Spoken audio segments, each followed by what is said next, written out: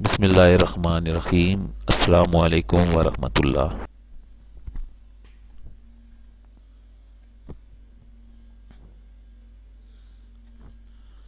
اکثر سوال کیا جاتا ہے کہ سنت کے مطابق نظر بد اتارنے کا طریقہ ارشاد فرما دیں۔ شریعت کے مطابق نظر اتارنے کا طریقہ بہت آسان ہے۔ ہمارے یہاں پائے جانے والے جو مذہبی عقائد ہیں ان میں متعدد قسم کے افراد و تفرید کا شکار لوگ نظر آتے ہیں۔ بہت سی غلط فہمیاں لوگوں میں پیدا ہو گئی ہیں۔ انہی میں سے ایک عقیدہ نظر بد کا لگنا بھی ہے۔ نظر بد ایک ایسا موضوع ہے جس کے بارے میں ہمارے معاشرے میں دو قسم کے لوگ پائے جاتے ہیں۔ کچھ لوگوں کا خیال ہے کہ نظر بد کی اصل کی کوئی حقیقت نہیں ہوتی اور یہ صرف وہم ہے، اس کے سوا اور کچھ نہیں، اور دوسرے لوگ ایسے ہیں جو اس پر یقین تو رکھتے ہیں لیکن اس کے علاج میں کسی حد کی پرواہ نہیں کرتے، اور وہ شرک کرتے ہیں اور پتہ نہیں کیا کیا گناہ کے کام کر کے بھی کوشش کرتے ہیں کہ ان کا علاج ہو جائے۔ بہت سارے لوگ خوبصورت ہوتے ہیں یا کسی کام میں مہارت رکھتے ہیں، انہیں کسی کی نظر لگ جاتی ہے، اور مشاہدے میں آیا کہ بڑوں کی نسبت بچوں کو نظر جلدی اور اکثر لگ جاتی ہے۔ نظر کا انکار نہیں کیا جا سکتا کیونکہ یہ حسی اور شرعی دونوں طریقوں سے ثابت ہے۔ اللہ تعالیٰ نے قرآن مجید میں سورہ قلم میں فرمایا لَيُزْلِقُونَكَ بِأَبْصَارِهِمْ، اور کافر جب یہ نصیحت کی کتاب سنتے ہیں تو یوں لگتا ہے تم کو اپنی بری نگاہوں سے پھسلا دیں گے۔ حضرت عبداللہ ابن عباس رضی اللہ تعالیٰ عنہ اس آیہ مبارکہ کی تفسیر میں فرماتے ہیں کہ آپ کو نظر لگا دیں گے۔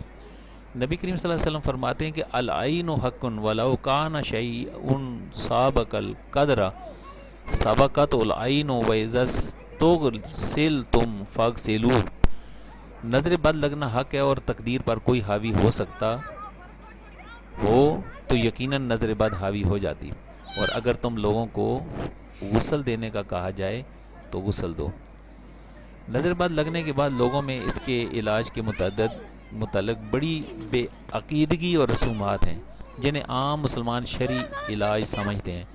لوگوں میں جادو ٹونا یا نظر بد کے علاج کے لیے کالی چیز کو ڈھال بنایا جاتا ہے، جیسے کوئی گاڑی کو نظر بد بچانے کی خاطر کالا کپڑا باندھ دیتے ہیں، نیا گھر بناتے ہیں تو اس کے اوپر کالی ہنڈیاں رکھ دیتے ہیں، یا خود کو نظر سے بچانے کے لیے بدن پر کالا دھاگا باندھ لیتے ہیں۔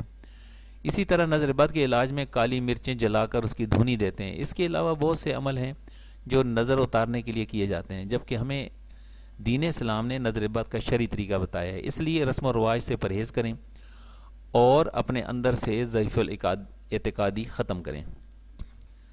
نظر بد کا شرعی علاج کیا ہے؟ نظر بد سے پیش کی حفاظت تدبیر اختیار کرنے میں کوئی حرج نہیں۔ ایسا کرنا تو توکل کے منافی بھی نہیں بلکہ عین توکل ہے، کیونکہ یہ تو اللہ تعالیٰ پر اعتماد کرنا اور ان اسباب کو اختیار کرنا ہے جن کو اس نے مباح قرار دیا یا جن کی استعمال کا اس نے حکم دیا ہے۔ نبی کریم صلی اللہ علیہ وسلم حضرت حسن اور حضرت امام حسین رضی اللہ تعالیٰ عنہما کو ان کلمات کے ساتھ دم کیا کرتے تھے: اعیذ کما بکلمات اللہ تامۃ من کل شیطان وہامۃ ومن کل عین لامہ۔ میں تم دونوں کو اللہ کے کلمات تامہ کی پناہ میں دیتا ہوں، ہر شیطان اور زہریلی بلا کے ڈر سے اور ہر لگنے والے نظر بد کے شر سے۔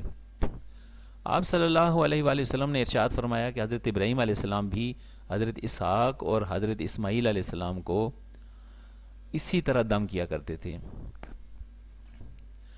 اگر نظر بد لگانے والے یا جس کی نظر لگی ہو اس کا پتہ ہو تو اسے وضو کرنے اور اپنی کمر سے نیچے والے حصوں کو دھونے کا حکم دے، اور جو پانی اس کے جسم کو چھو کر گرے اس پانی کو ایک برتن میں جمع کر کے جسے نظر لگی ہے اس کے سر پر پچھلی طرف سے سارے جسم پر بہایا جائے۔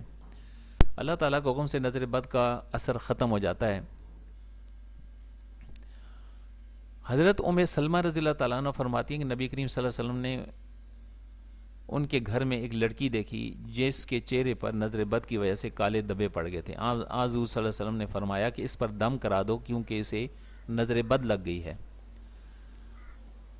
علماء کرام کے اس بات پر اجماع ہے کہ 3 شرائط کے ساتھ دم کرنا جائز ہے۔ دم کلام الہی سے کیا جائے، اسم حسنہ ہو، صفات باری تعالیٰ کے ذریعے یا مسنون دعاؤں سے دم کیا جائے تو یہ جائز ہے۔ دم مسنون الفاظ میں اور خالص عربی زبان میں ہو، قرآنی آیات ہوں اور دعاؤں کا ترجمہ نہ ہو۔ دم کرنے اور کروانے والے کا عقیدہ یہ ہو کہ دم بذات خود مؤثر نہیں بلکہ شفا دینے والی صرف اللہ تعالیٰ کی ذات ہے. دم وغیرہ تو اس کے حضور محض التجا اور درخواست ہے. نظر کا دم یہ ہے اعوذ بکلمات اللہ التامات من شر کل شیطان وہامات ومن کل عین لامہ. میں اللہ کے کلمات تامہ کے ذریعے ہر شیطان، زہریلے جانور اور ہر ضرر رساں نظر کے شر سے پناہ مانگتا ہوں. اور اگر دوسرے کو دم کرنا ہو تو پھر اعوذو کی جگہ پڑھیں گے اعوذو اعیذو کا اعیذو کا بکلمات اللہ التامات من شر کل شیطان وہامات ومن کل عین لامہ. حضرت جبریل علیہ السلام نبی کریم صلی اللہ علیہ وسلم کو دم کرتے ہوئے یہ کلمات پڑھا کرتے تھے. بسم اللہ ارکی کا من کل شیء یوزی کا من شر کل نفس و عین حاسد اللہ یشفی کا. بسم اللہ ارکی کا، اللہ کے نام کے ساتھ میں آپ کو دم کرتا ہوں ہر اس چیز سے جو آپ کو تکلیف دے اور ہر انسان کے یا حسد کرنے والی آنکھ کی شر سے اللہ آپ کو شفا دے. میں اللہ کے نام کے ساتھ آپ کو دم کرتا ہوں. ام المومنین عائشہ صدیقہ رضی اللہ تعالیٰ عنہ بیان فرماتی ہیں کہ رسول اللہ صلی اللہ علیہ وسلم نے حکم دیا کہ نظر بد لگ جانے پر معوذتین سے دم کر لیا کرو، یعنی سورہ فلق اور سورہ ناس اور سورہ فاتحہ اور سورہ اخلاص پڑھنا بہترین مجرب دم ہے. آپ صلی اللہ علیہ وسلم کے ارشاد مبارک ہے جو شخص صبح و شام تین مرتبہ سورہ اخلاص اور سورہ فلق اور سورہ ناس پڑھے گا وہ ہر طرح کے مصائب اور رنج و غم سے محفوظ رہے گا. قرآن مجید کے ذریعے علاج کرنا چاہیے کیونکہ قرآن شفا ہے. حضرت عبداللہ بن مسعود سے ایک روایت میں ذکر ہے کہ علیک بشفاعین الاصل والقرآن، تم لوگ شفا دینے والی دو چیزوں کو اپنا لو، قرآن کریم اور شہد. شفا کی نیت سے مریض پر قرآن پڑھ کر پھونکنا. قرآن اگر پہاڑ پر نازل ہوا ہوتا تو اس کے ٹکڑے ٹکڑے ہو جاتے، تو کیا وہ گوشت اور خون سے بنے ہوئے جسم کو شفا نہیں بخشتا؟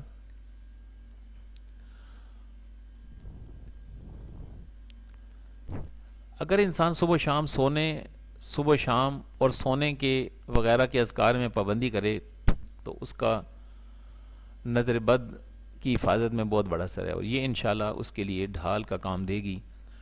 تو اس کی پابندی ضروری ہے.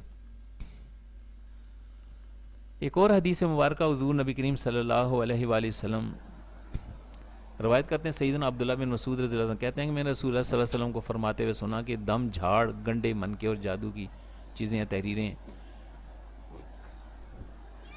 شرک ہیں.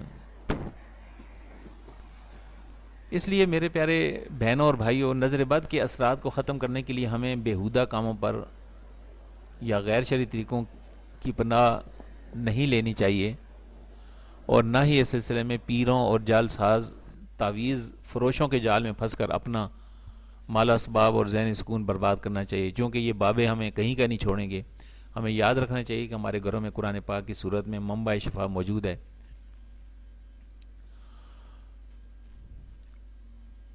نااتفاقی، ناکامی یا کاروباری نقصان یا شادی میں رکاوٹ کو نظر بد کا نتیجہ قرار دینا غلط ہے. ایسی صورت میں نماز کی اور مسنون دعاؤں کی پابندی کریں.